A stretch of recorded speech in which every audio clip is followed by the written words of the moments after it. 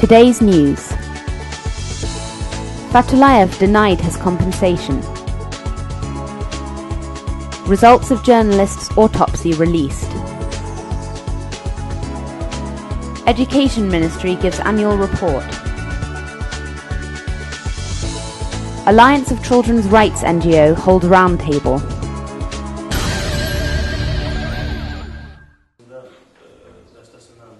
The president of the International Bank, Jahangir Hajiev, has ignored the appeal made by imprisoned journalist Einullah Fatullayev, reported Fatullayev's lawyer Anar Gasimov.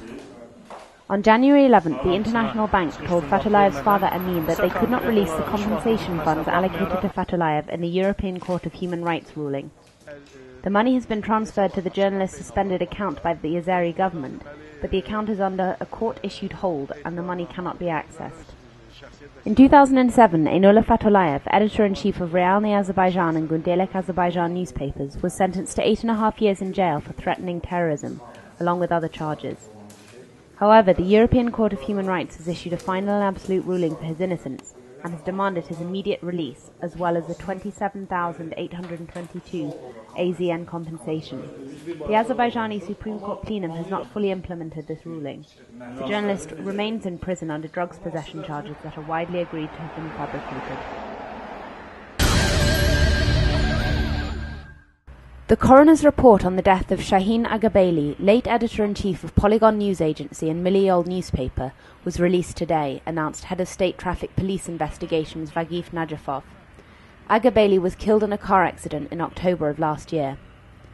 Najafov reported that the examination proved that Agli Alasgali, the driver, had been to blame for the accident. Alasgali was seriously injured in the accident and is still in hospital. He cannot be brought to trial. The case is being postponed indefinitely, he said. Aghabeyli's friends and colleagues met in the Hope Party headquarters this morning to commemorate his birthday. They shared memories and stories about the late editor. They also discussed the necessity of providing for Aghabeyli's family, including finding them somewhere to live.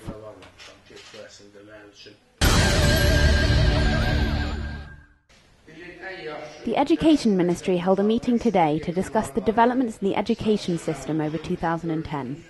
According to Minister of Education Misir Mardanov, there have been substantial changes in education within the last year, made through 2 decrees, 37 orders signed by the President, and 32 decisions issued by the Ministerial Cabinet. 61 schools were built in 2010. 266 were given new equipment. The libraries at 66 schools were refurbished, and all libraries were provided with textbooks and literary books published in the Azeri alphabet, replacing the old Russian books from the Soviet era, said the minister. Mardanov also commented on the Student Admission Committee's claim on the fraudulent grade increases on secondary school certificates. There may be problems of this type, but we should remember that there are differences in the evaluation methods of the Student Admission Committee and the Education Ministry. We believe that the number of such problems is decreasing year on year.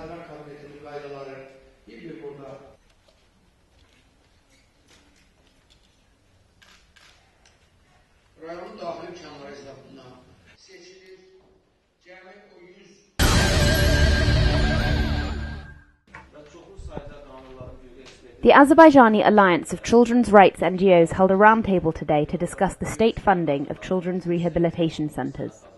Research into children's rights in Azerbaijan began in 2005, said Alliance coordinator Nazir Guliev. This research has brought to light serious problems affecting disabled children and children living in boarding schools, along with various other issues. Researchers were particularly struck by the lack of rehabilitation centres in rural areas, and so the first part of the initiative was to increase the number of these centres. They also found that community-based rehabilitation centres cost 2 to 2.5 times less than state rehabilitation centres. The research also entailed investigation of child laws and revealed the gaps in this area and the difficulties in the implementation of some of this legislation. For example, although young people graduating from these boarding schools are legally entitled to a piece of land from the government, the sale of land through auction since 2007 has made it impossible for young people to benefit from this law.